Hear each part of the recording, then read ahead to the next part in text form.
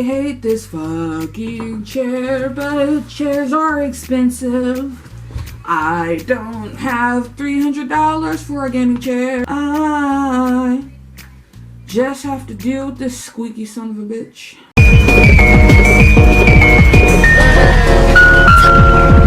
Hi friends, hi everybody, how you doing? Hopefully you're having a wonderful day. So, I have spent the entirety of this weekend watching Miss Back. I talked to my therapist today, and she's like, what did you do over the weekend? Did you get anything done? And I was like, so I got nothing done because I started watching this Korean show about like, and I didn't have to explain it to her, but I just like talking. So I explained to her like what the concept of the show is and everything. She's like, oh, it sounds interesting. But I was like, yeah, I didn't get shit done because I spent all fucking weekend doing that. For those of you who are maybe watching and don't know what Miss Back is, basically it's like a Korean reality show slash kind of like a competition show where basically a group of 7, it was 8, but it ended up being 7, former girl group members come onto the show, and these are like members of girl groups who never really went anywhere, like kind of like, I don't want to say nugu, but some of them are, but some of them aren't, but like groups that kind of died out eventually, and they come onto the show and they get like a second chance at the spotlight essentially, and they get to showcase things that they maybe didn't get a chance to showcase when they were debuted as a idol group. On the show there is Sera from Nine Muses, there's Gayoung from Stellar, there's Soobin from Shabet, there's soyul from Crayon Pop, there is Nada from Wassup, there's Raina from Afterschool, there's Yujin who was formerly in the ARC, and then Soyeon from t-ara was in the show as well, but she ended up leaving after the first couple of episodes because she said that she felt like she shouldn't be in the show because she felt like her story couldn't compare to the other girls, which is sad in a way because I hate the idea that she felt that like her story wasn't worth listening to just because it maybe wasn't as tragic as maybe Gayoung's or Sera's or whatever. And it's really sad that she thought that. I would have loved to see like what she would have done on the show, like how far she would have, like how many songs she would have collected and everything like that. I especially would have loved to see how she would have done on Cat's Rain stage, that stage specific. Then we had hyelin from exid show up for one episode. She just did the duet episode and that was it. And I haven't finished the show. I'm currently stuck at episode 14. I've got like 2 episodes left, and I was watching it on YouTube, but for those of you maybe who have watched it or know, there's no more English subtitles. I can't find any more. I can't find anywhere that has the show subbed from episode 14, 15, and 16 for the last 3 episodes.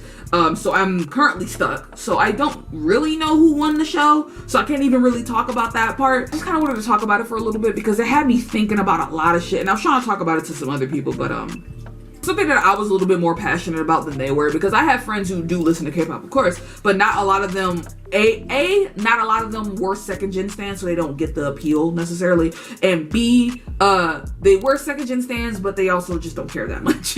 So, as for me though, a lot of these girls in these groups were a part of groups that I did stan. Like, I was a big fan of t-ara, I was a huge fan of Stellar. I loved Stellar so much, and I was rooting for them so much, and I was so disappointed and so sad to see what had happened to them, you know what I mean?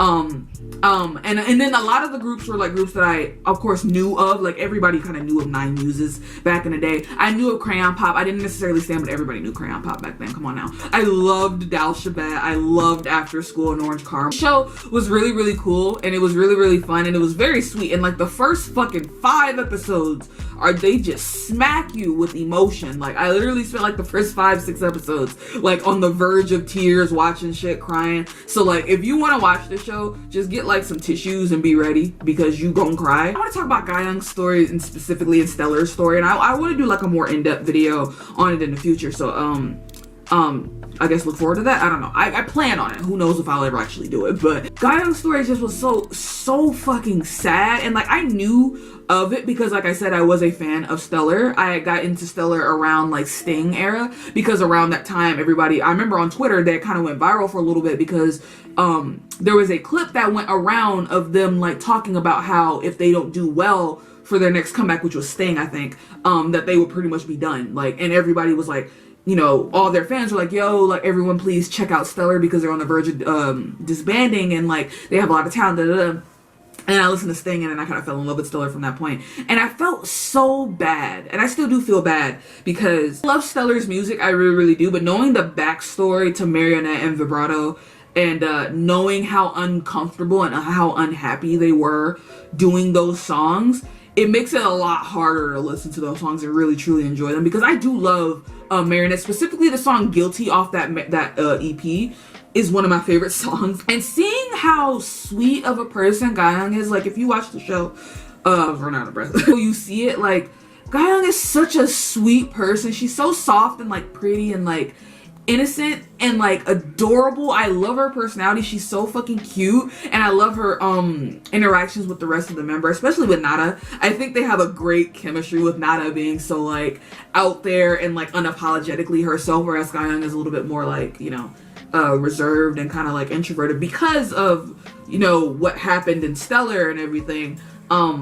I just love Gayoung, and I found myself rooting for her every single fucking time. Like, I just want nothing more for her to just be successful, because I feel like she fucking deserves it after everything she went through. And I think what makes her story the saddest to me is the fact that she was like a studious, like she was like a very studious girl, and she had a lot of awards in academics, and she was gonna go to college and everything, and decided to try out being an idol because it was something that she wanted to do.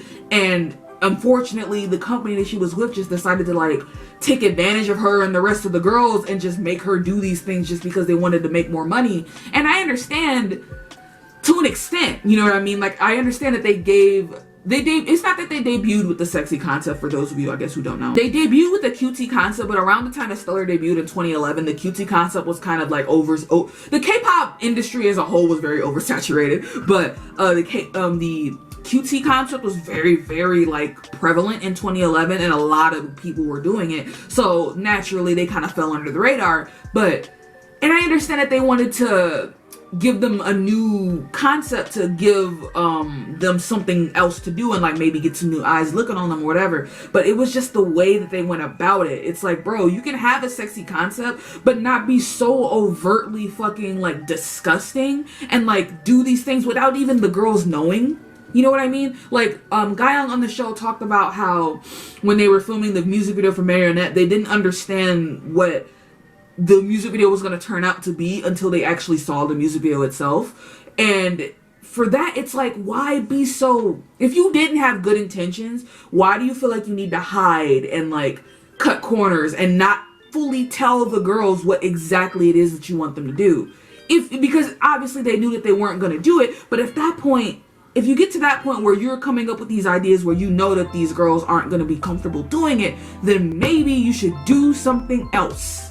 There are other concepts out there. You could have went a girl crush route. You could have went a creepy horror route. That would have gained as much eyes as a sexy concept would have, especially around 2012, 2013-ish maybe. What's so rewarding though watching the show is watching her slowly come out of her shell and slowly start to like recapture herself. Because at the beginning of the show, when they did like a bit where they explained all of everyone's situations and stuff and how they were doing and everything, Gayoung talked about how she kind of became so traumatized by how over-sexualized she was as an idol that now she just didn't feel comfortable wearing anything that showed skin. She always wore like pants and like long skirts and anything that covered things because she just didn't feel comfortable with her body anymore. But as the show goes on a little bit, you start to see her recapture that and start to like dress the way that she wants to dress, and you know, it's comfortable. Nobody's making her do it, but it's really nice to see her come out of her shell in that sense and like regain that confidence, and because she deserves it. And it's so sad that she went through that. It's just so sad that she went through that. I don't know. Her story in particular was very, very sad. Sera's story also was extremely, really sad. It's also because it's something I relate to, having my own mental illnesses and everything like that. Like the beginning bit where they were explaining everybody's situations or whatever. It was the specific scene where Sera filmed a video, and then right after she got done filming the video, she just kind of had a moment where she tried to like calm herself down, but then she just burst into tears. That happens to me so often. So I got so emotional watching it happen because it's like, I felt that. I'm really, really rooting for her. I found myself like rooting for Gayoung and Sera the most anytime they won anything. Anytime Sera won anything, I was just like, yay. And she has an amazing voice too. Oh my god. I love the sisterhood that it breeds as well, because it's something that all of them can relate to, having been a part of groups that eventually either died out or never really got to live their full potential. I'm just gonna ignore her. The camaraderie that they have, and the fact that the show is also a show that doesn't eliminate people week by week, so you just slowly get to see everyone like gain confidence and get better each episode. It's really, really nice, and I just love seeing like the sisterhood and the friendships that they made and how close they became. But also while I was watching the show, it kind of got me thinking, you know, because in the beginning they have this whole graphic where they talk about how many groups debut within a year, and like there was something about like with all the girl groups that debut in a year, there's like a 0.001% success rate of all of the girl groups that debut within a year. And that is insane to me. That is insane to think about. What it had me thinking about, it's like, of course, this situation and the situations that all of the girls ended up being in after their groups disbanded is, of course, 100% a sad thing. But it also had me thinking with like how oversaturated the K-pop market is. And it's kind of like an inevitability. And that's the sad part about it, you know what I mean? Because not everybody's going to be able to hit it. You know, not everyone's going to make it big. And that's the risk people take when they debut. Not everybody's going to be the next BTS or the next Blackpink or the next Twice or whatever. But I think this hit especially hard lately with COVID, because there were a lot of K-pop groups that ended up disbanding in 2020 because of COVID. The saddest part about Miss Back and like second gen groups, or just groups that just don't hit their peak, you know what I mean? The groups that don't get to have that chance to show the world how talented they really are. Because when I look at somebody like Yujin, right, who was a part of the arc, and then the arc ended up disbanding really, really quick, like and then she did do The Voice of Korea, but she was just living normal life as like a college student and like delivering food and everything like that. And the voice that girl has is incredible. So it got me thinking, it's like, imagine how many other groups out there who have people who are incredible singers and incredible dancers and rappers and incredible talents, but they don't get that chance to show it because they just don't get out they don't get to, you know, make that second step. They get their foot through the door, but they don't get to make that second step, you know what I mean? So it just got me so sad thinking about all those other all the other trainees who maybe didn't even make it into the group to begin with, or all the groups that disbanded a couple months into it, or all the groups who even had a taste of popularity like t-ara, or even the crayon pop, where they had the taste and then it just kind of fell off after a while. I'd imagine that that's low-key even sadder, honestly, to like be able to taste what it's like to be famous and then it kind of gets taken away from you. And I think that's what made Raina's story as well so emotional. Thinking about like the times they would talk about how Raina told a story on one of the episodes about how she was backstage with one of her girl group friends or whatever at one of the year-end shows, and they were talking about how like, how many times are we going to be able to come to these year-end shows? And then she said that was like the last, she said this was in like 2014.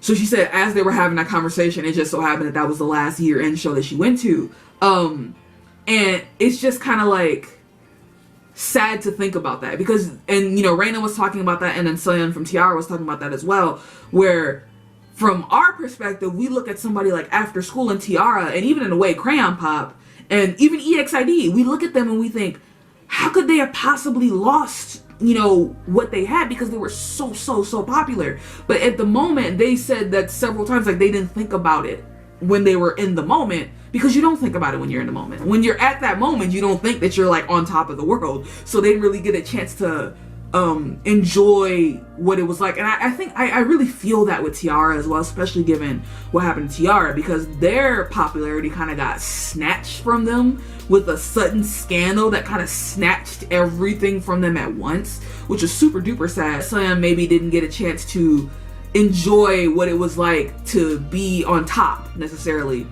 before everything kind of got snatched away from her, and then she couldn't enjoy it anymore because they would never reach that high. Even after we found out that Hwayoung was essentially not the one that was being bullied, and you know, everything kind of fell apart at that point.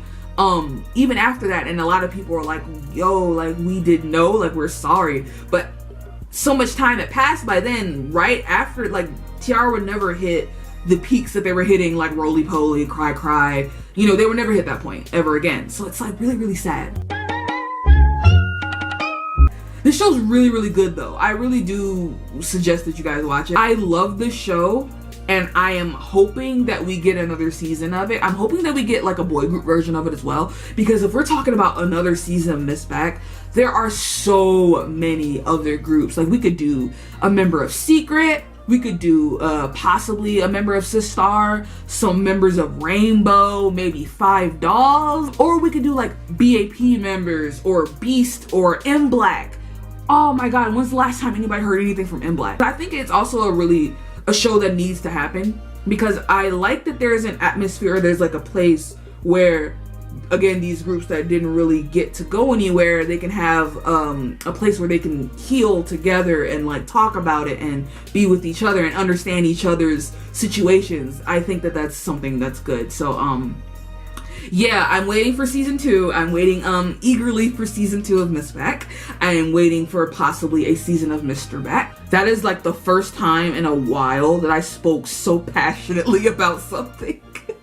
And I'm gonna tell you, my chest hurts because I was talking so, like, I was really going and going and going, and I had so much I wanted to say, so now my chest hurts. That's it.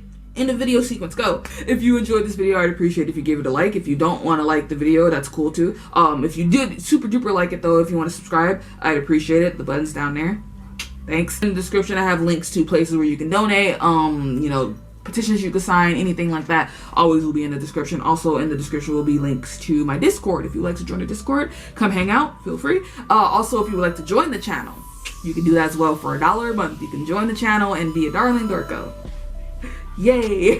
Links to my social medias if you want to follow me on any of those, feel free. I'm barely active on anything, but y'all can still follow. I might pick it up one day. I'm a very fickle person, you know. One day I might be like, oh, I really, really like Instagram, and then the next day I will hate it. But you know, if you catch me on that one day, then you know you're there. And I'm gonna go. My mouth is very, very dry. I'm just gonna stop talking now because I'm hot and my chest hurts and I need water. Thank you guys for watching. I will see y'all whenever. Bye.